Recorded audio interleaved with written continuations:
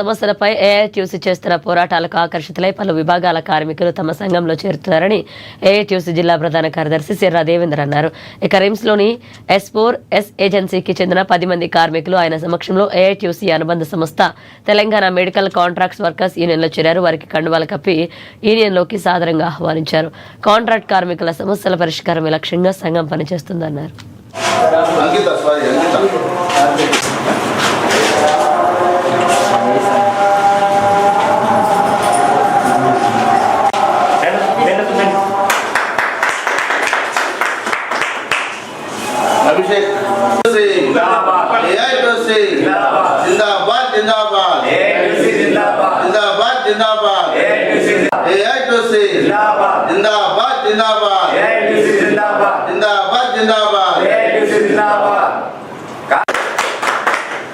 AITUC అనుబంధం Telangana medical contract workers and outsourcing union జిల్లా ప్రధాన కార్యదర్శి డోంగ్రే చంద్రు, అలాగే జిల్లా వర్కింగ్ ప్రెసిడెంట్ ఇర్ఫాన్, జిల్లా నాయకులు ఇట్టడి నగేష్ ఆధ్వర్యంలో S4S ఏజెన్సీ నుండి 10 మంది కార్మికులు ఏఐటీయూసీలో చేరడం జరిగింది.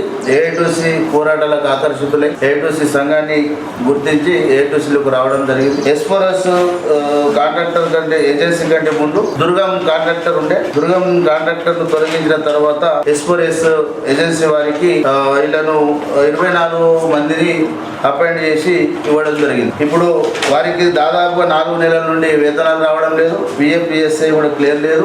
ఉద్యోగ రీత్యా అంటే డ్యూటీల పరంగా కూడా చాలా ఇబ్బందులు ఎదుర్కొంటా ఉన్నారు. అలా ఇబ్బందులన్నింటినీ ఏఐటీయూసీ పోరాటాల ద్వారా మా ఇబ్బందులన్నీ తొలగిపోతాయన్న నమ్మకంతో ఏఐటీయూసీకి రావడం జరిగింది. అలాగే ఆర్ఎంఓ చందు సాబ్ మీరు ఎట్లా అపాయింట్ అయ్యిందో మీ అపాయింట్ లెటర్ ఇవ్వమని చెప్పేసి చెప్తా ఉన్నారు. మేము ఆర్ఎంఓ గారికి విజ్ఞప్తి చేస్తా ఉన్నాం. వీళ్ళు ఒక దుర్గం ట్రస్ట్ దుర్గం ఏజెన్సీ ద్వారా అపాయింట్ అయ్యిండు.